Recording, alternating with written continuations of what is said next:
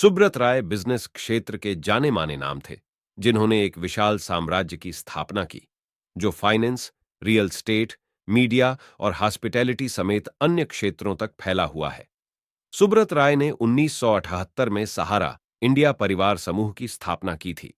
सहारा India परिवार के founder Subrat राय का 14 नवंबर 2023 को 75 वर्ष की उम्र में निधन हो गया है।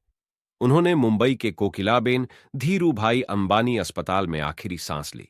सहारा ग्रुप की ओर से बयान जारी कर बताया गया कि सुब्रत राय का कार्डियो अरेस्ट के बाद मंगलवार की रात 10:30 पर निधन हो गया।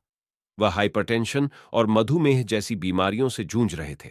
उनका स्वास्थ्य लगातार खराब था, जिसकी वजह से उन्हें 12 नवंबर को कोकिलाबेन धीरूभाई अंबानी अस्पताल में भर्ती कराया गया था। बिहार के अररिया जिले में 10 जून साल 1948 को सुब्रत राय का जन्म हुआ था। वह बिजनेस की दुनिया के जाने माने नाम थे, जिन्होंने एक विशाल साम्राज्य की स्थापना की। उनका business finance, real estate, media और हॉस्पिटैलिटी समेत अन्य क्षेत्रों तक फैला हुआ है। सुब्रत राय ने 1978 में सहारा इंडिया परिवार समूह की स्थापना की थी। सहारा, जिसका हिंदी में मतलब है मदद, वह रिक्शा चालकों, कपड़े धोने वालों और टायर की मरम्मत करने वालों से रोजाना 20 रुपए तक की छोटी राशि इकट्ठा करती है और बाद में वो सारे पैसे अच्छे ब्याज दर के साथ उन्हें वापस करते हैं।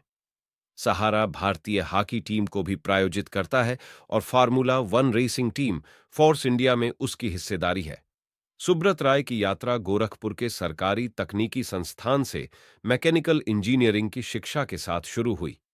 साल 1976 में संघर्षरत चिट फंड कंपनी सहारा फाइनेंस का अधिग्रहण करने से पहले उन्होंने गोरखपुर में व्यवसाय में कदम रखा। 1978 तक उन्होंने इसे सहारा इंडिया परिवार में बदल दिया, जो आगे चलकर भारत के सबसे बड़े बिजनेस ग्रुप्स में से एक बन गया। राय के नेतृत्व में सहारा ने कई व्यवसायों में विस्तार किया। समूह ने 1992 में हिंदी भाषा का समाचार पत्र राष्ट्रीय सहारा लॉन्च किया। 1990 के दशक के अंत में पुणे के पास महत्वाकांक्षी एमबी वैली सिटी परियोजना शुरू की और सहारा टीवी के साथ टेलीविजन क्षेत्र में प्रवेश किया, जिसे बाद में सहारा वन नाम दिया गया। 2000 के दशक में सहारा ने लंदन के ग्रोसवेनर हाउस होटल और न्यूयॉर्क शहर के प्लाजा होटल जैसी प्रतिष्ठित संपत्तियों के अधिग्रहण के साथ अंतर्राष्ट्रीय सुर्खियां बटोरीं। सहारा इंडिया परिवार को एक समय टाइम पत्रिका ने भारतीय रेलवे के बाद भारत में दूसरे सबसे बड़े नियोक्ता के रूप में प्रतिष्ठित किया था, जिसमें करीब 12 लाख कर्मचारी काम करते थे। समूह ने दावा किया कि उसके पास 9 करोड़ से अधिक निवेशक हैं, जो भारतीय परिवारों के एक महत्वपूर्ण हिस्से का प्रतिनिधित्व करते हैं। बिजनेस के क्षेत्र में अपनी धाक जमाने वाले राय को कानूनी चुनौतियों का भी सामना करना पड़ा।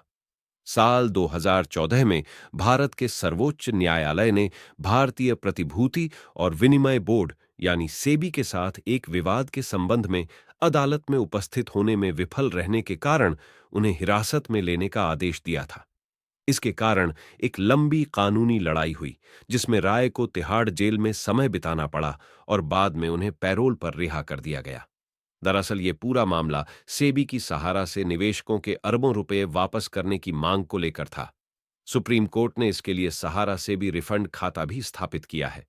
राय की कानूनी परेशानियों का व्यापार जगत में उनके योगदान पर कोई प्रभाव नहीं पड़ा।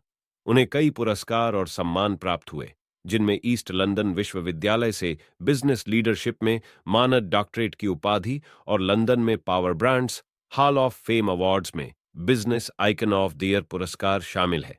उन्हें इंडिया टुडे की भारत के सबसे शक्तिशाली लोगों की सूची में भी नियमित रूप से शामिल किया गया था। आशा करता हूं कि आपको सुब्रत राय के बारे में बताई गई यह जानकारी पसंद आई हो। धन्यवाद।